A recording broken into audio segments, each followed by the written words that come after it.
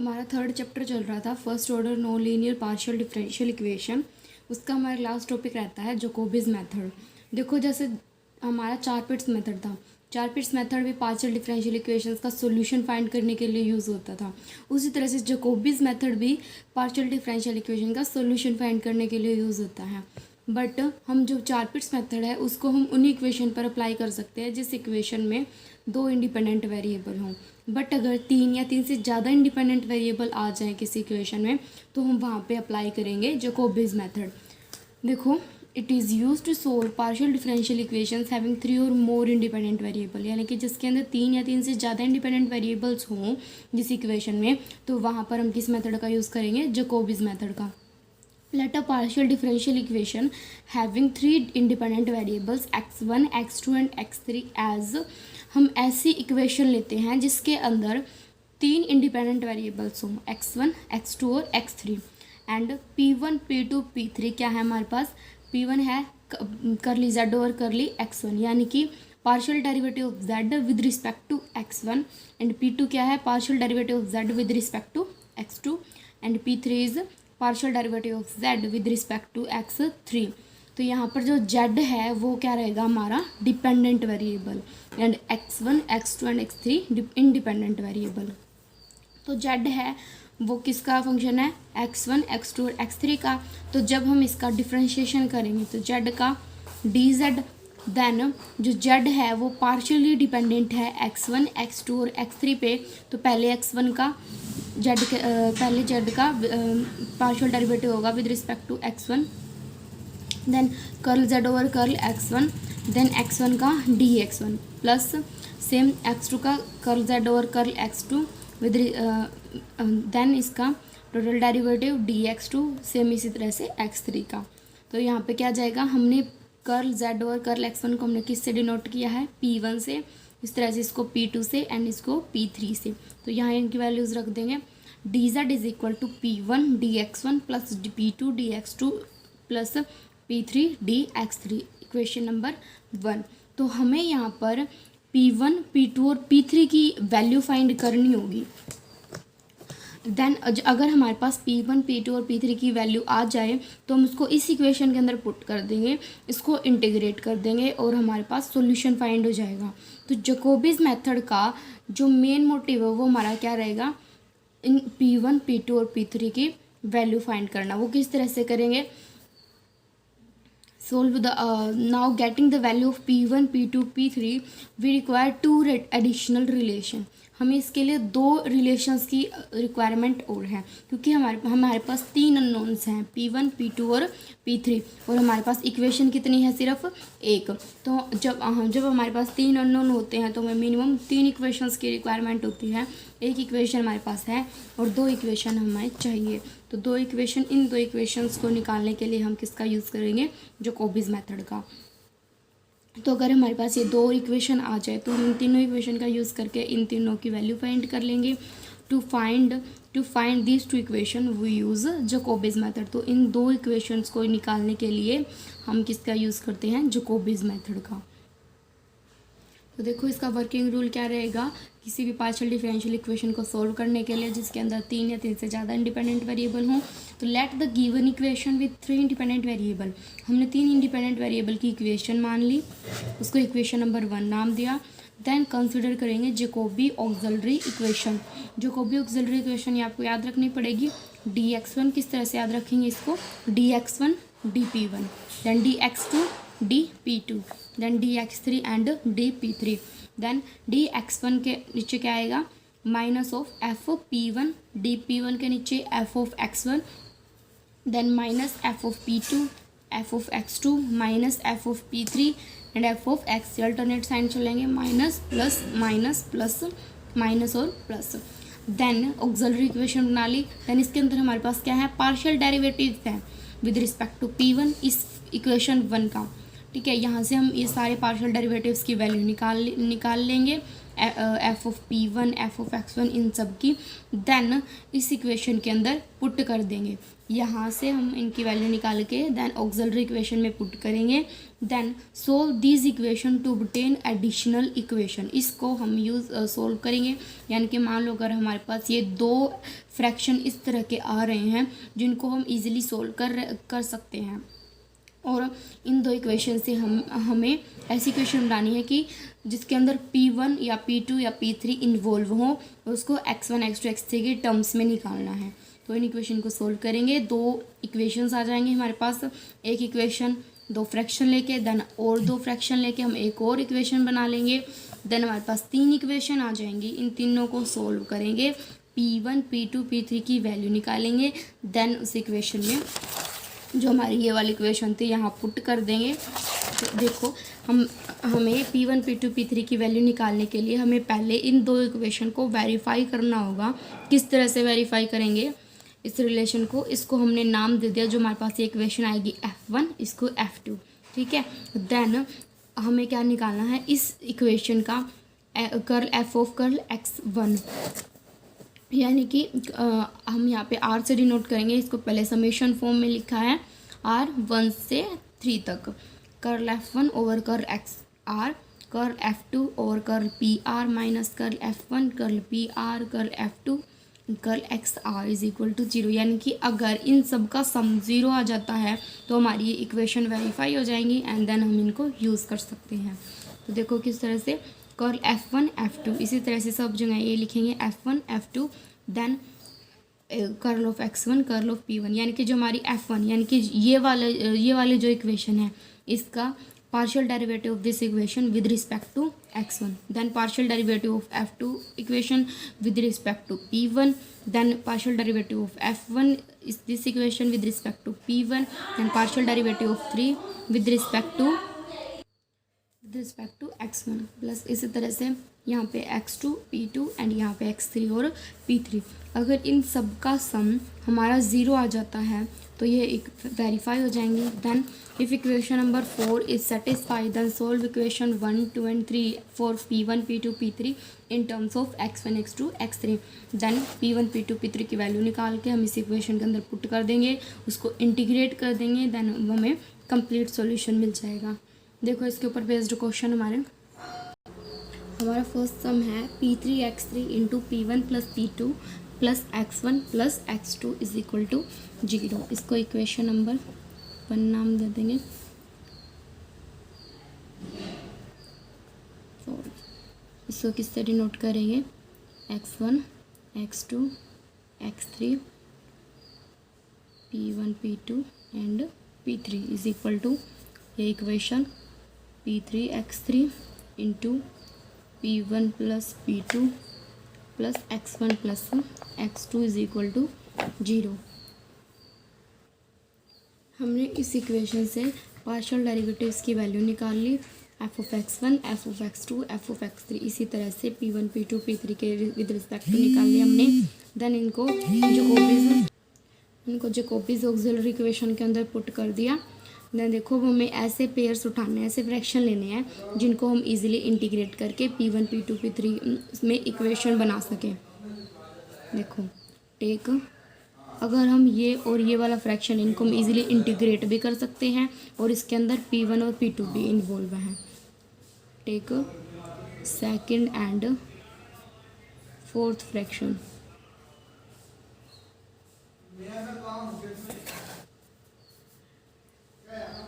dP1 is equal to dP2।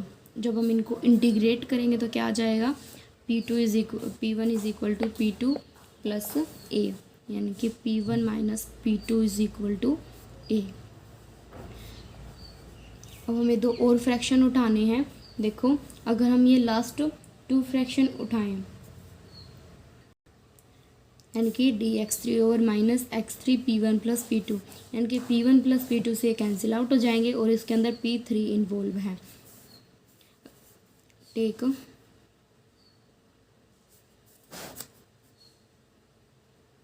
Last 2 fractions, यानी कि dx3 over minus x3। इस यहाँ पे P1 प्लस P2 से P1 plus P2 cancel out हो जाएगा कि P3/P3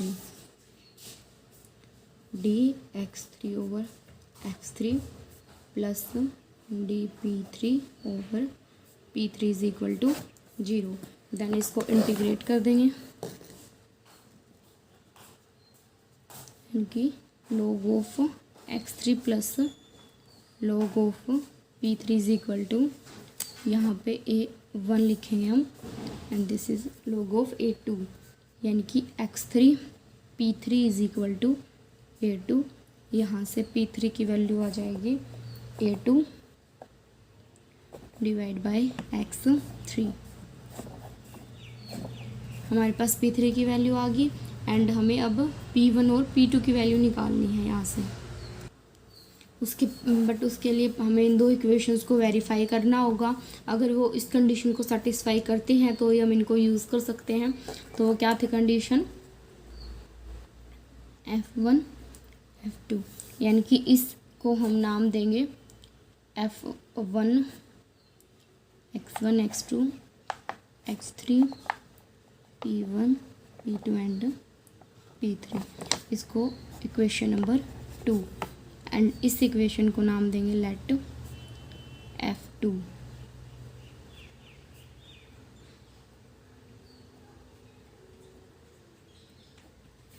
and this is equation number 3, यानी कि ये F1 and this is F2 is equal to summation r equal to 1 से 3 curl of F1 curl of F2 minus curl of F1 and curl of F2 curl x1 xr curl PR and curl XR। इसको हम expand करके इधर लिख लेंगे curl F1 curl F2 minus curl F1 curl F2। यहाँ क्या आ जाएगा, कर्ल x1 कर्ल P1 और curl x1।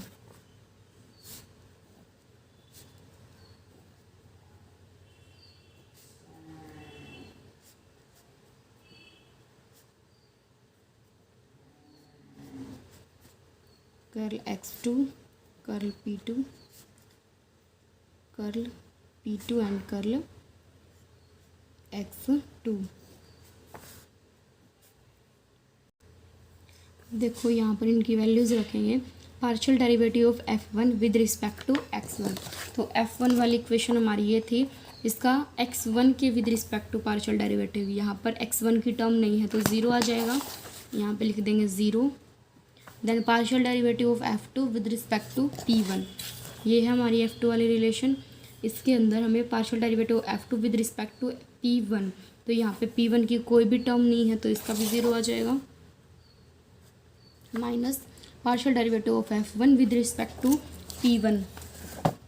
With respect to P1 करेंगे इस इक्वेशन का तो क्या आ जाएगा 1। फिर partial derivative of F2 with respect to x1, यहाँ पे x1 की कोई टर्म नहीं है तो यहाँ पे 0 plus partial derivative F1 with respect to x2, इसका हमें विद रिस्पेक्ट टू x2 करना है, कोई टर्म नहीं है x2 के तो 0 आ जाएगा इसका। इसी तरह से हम सभी की वैल्यूज़ रख लेंगे यहाँ पे, इनकी सभी का जो आंसर है वो इनका क्या आ गया 0। दस इक्वेशन 2 एंड 3 इज़ वेरीफाइड, यानी कि F1 को F2 हमारा क्या आ गया 0 आ गया, यानी कि हैंस 2 एंड 3 में be taken as additional equation, यानी कि अब हम इन दोनों इक्वेशन को एडिशनल इक्वेशन में ले सकते हैं।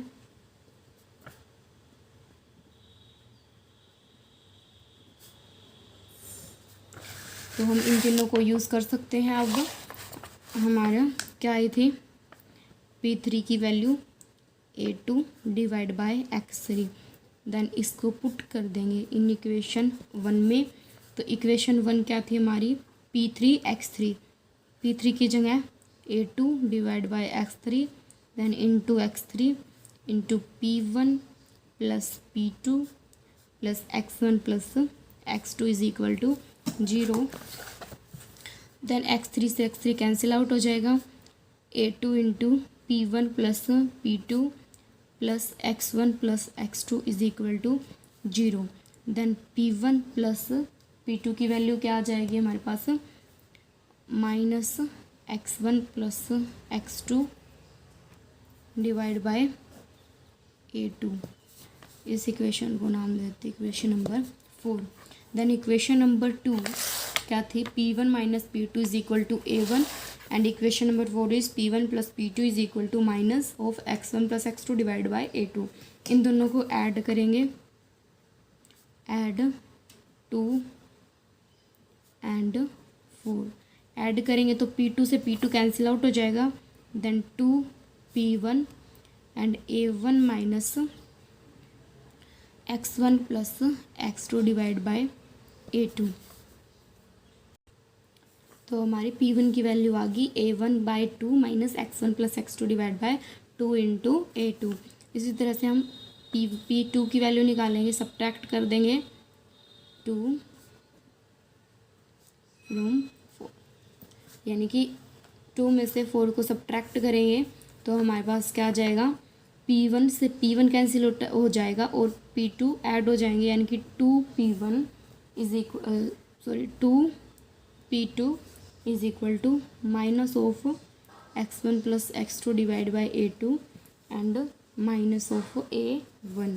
देन P2 की वैल्यू क्या आ जाएगी, हम यहाँ से हमारे पास आ गई P1 की वैल्यू और P2 की वैल्यू और P3 की वैल्यू। अब हम इसको इक्वेशन में पुट कर सकते हैं। Now dz is equal to P1 dx1 P2 dx2 plus P3 dx3, putting the value of P1 P2 and P3। यहाँ पे P1 की वैल्यू रख दी, P2 की रख दी एंड P3 की रख दी। अब देखो इसको सॉल्व करते हैं, A1 divide by 2 into dx1 minus x1 plus x2 divide by 2x2 into dx1 minus x1 plus x2 divide by 2a2 with respect to dx2 minus a1 divide by 2 with respect to dx2 plus a2 divide by x3 with respect to x3। Then यहाँ इसमें से और इसमें से हमारा A1 divide by 2 ये common आ रहा है, क्या बचेगा, dx1 माइनस dx2। देन यहाँ से minus of x1 plus x2 divide by 2a2 common है, क्या आ जाएगा, dx1 plus dx2 plus a2 divide by x3 into dx3। अब इसको इंटीग्रेट करेंगे एंड इसके अंदर हम इस फैक्टर के अंदर हम पुट कर देंगे x1 प्लस x2 को t, देन इसका डिफरेंशियल लेंगे dx1 plus dx2 is equal to dt आ जाएगा। देखो इंटीग्रेट करेंगे तो dz का क्या हो जाएगा, z is equal to A1 by 2 constant है एज इट इज़, इसका इंटीग्रेशन करेंगे तो x1 माइनस x2 आ जाएगा, माइनस इसकी वैल्यू क्या रखी है हमने, t divide by 2a2 as it is and इसका क्या आ गया हमारा dt plus a2 and 1 by x3 with respect to x3 क्या आ जाएगा, log of x3 plus constant a3। z is equal to A1 by 2 into x1 minus x2 minus 1 by 2a2। अब t का विद रिस्पेक्ट टू t क्या आ जाएगा, t square by 2 plus a2 log of x3 plus a3 is equal to A1 by 2 into x1 minus x2 minus 1 by 4a2। Then t की value रख देंगे यहाँ पे x1 प्लस x2 का square plus a2 log of x3 plus a3. This is our required complete solution. Next sum है x2 plus x3 into p2 plus p3 का whole square plus z into p1 is equal to 0. देखो जो हमारी standard form होती है Jacobi method apply करने के लिए, उसके अंदर हमारे सिर्फ इंडिपेंडेंट वेरिएबल्स और p1 p2 p3 होते हैं, बट डिपेंडेंट वेरिएबल उसके अंदर इन्वॉल्व नहीं होता. बट इसके अंदर हमारा क्या है, डिपेंडेंट वेरिएबल दे रखा है z. पहले हम इसको यहाँ से रिमूव करना होगा, देन हम इसको स्टैंडर्ड फॉर्म में लेके आएंगे.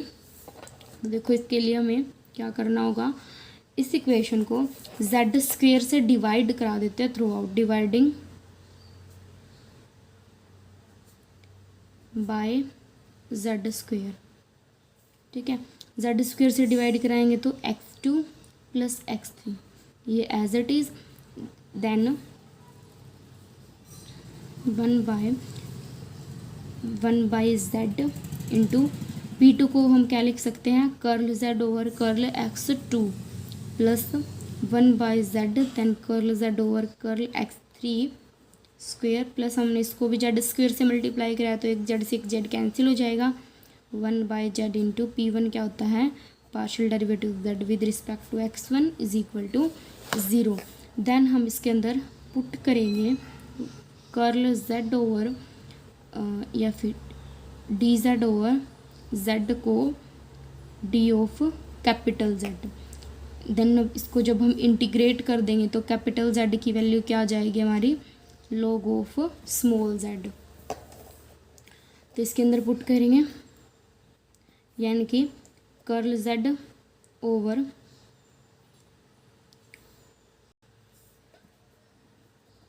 इसके अंदर हम ये वैल्यूज़ पुट करेंगे तो क्या आ जाएगा, x2 प्लस x3 इंटू हमने कर्ल z ओवर z को curl of capital Z put किया है तो यहाँ पे आ जाएगा curl of capital Z over curl of x2 plus curl of capital Z over curl x3 इसका whole square plus curl of capital Z over curl x1 is equal to 0. अब हम यहाँ पे इनको डिनोट करेंगे, इसको curl capital Z over curl x2 को p1 से, कैपिटल P1 से, देन सॉरी यहाँ पे 1 2 is equal to p2 then curl Z over curl x3 is equal to capital P3. इसको इसके अंदर पुट करेंगे सभी वैल्यूज़ को, यहाँ पे क्या आ जाएगा, p2 प्लस p3 का whole square plus p1 is equal to 0. अब हमारी ये किस फॉर्म में है, let this equation f of x1 x2 and x3 p1 p2 and p3 is equal to x2 plus x3 into p2 plus p3 का whole square plus p1 is equal to 0. अब हम इसको उन्हीं steps के ऊपर solve कर सकते हैं. देन जब हम डी जेड यानी कि जब हम इस सॉल्यूशन के अंदर जब हम p1 p2 और p3 की वैल्यूज़ रखेंगे, देन जब उसको इंटीग्रेट करने के बाद यानी कि जो कैपिटल Z आएगा, देन फर्दर हम उसके अंदर कैपिटल Z की जगह क्या पुट कर देंगे, log Z. इस तरह से हम इसका सॉल्यूशन फाइंड कर लेंगे. सेम उन स्टेप्स पे करना है इसको भी. नेक्स्ट क्वेश्चन देखो, 2x square y then curl u over curl x का whole square into curl u over curl z minus x square curl u over curl y minus 2y into curl u over curl x का whole square is equal to 0. तो देखो इसके अंदर जो हमारा dependent variable है वो क्या है यहाँ पर u, क्योंकि u के विद रिस्पेक्ट टू हो रहा है, यानी कि u का ही with respect to x y और z पार्शियल डिफरेंशिएशन है यहाँ पे. तो डिपेंडेंट वेरिएबल क्या हमारा u और इंडिपेंडेंट वेरिएबल क्या है x y और z. बट जो हमारी स्टैंडर्ड फॉर्म होती है उसके अंदर हम इंडिपेंडेंट वेरिएबल को x1 x2 और x3 की फॉर्म में लेते होते हैं. तो यहाँ पर इनको पुट कर देंगे, x को x1 एंड y को x2 एंड z को x3, ताकि हम इसको उसी स्टैंडर्ड फॉर्म में लेके आ सके और उसको इजीली सॉल्व कर सके। Then partial derivative of x with respect u with respect to x क्या हो जाएगा, p1। Partial derivative of u with respect to y क्या हो जाएगा, p2। And partial derivative of u with respect to z is p3। इन सभी values को इसके अंदर पुट कर देंगे। 2x² यानी कि x1 का स्क्वायर इंटू y की value x2 into curly over curl x, इसका क्या रखा है हमने p1 यानी कि p1 का square into p3 minus x1 का whole square, then x curly over curl y यानी कि p2 minus 2 into x2 and p1 का square is equal to 0। Then इसको सिंप्लीफाई कर लेंगे। x1 का स्क्वायर और x2 से हम इसको थ्रू आउट डिवाइड कर देंगे, तो x1 का स्क्वायर और x2 से ये कैंसिल आउट हो जाएगा। यहाँ पे क्या बचेगा, 2 इंटू p1 का स्क्वायर p3 माइनस x1 के स्क्वायर से x1 का स्क्वायर कैंसिल आउट हो जाएगा। Then p2 over x2 minus 2, x2 से x2 कैंसिल हो जाएगा। p1 का स्क्वायर ओवर x1 का स्क्वायर इज इक्वल टू 0। तो इसको हम लेट कर लेंगे f of x1 x2 x3 p1 p2 and p3 और दिस इज इक्वेशन नंबर 1। अब हम इसको उसी तरह से सोल्व कर सकते हैं और इसका सॉल्यूशन फाइंड कर लेंगे।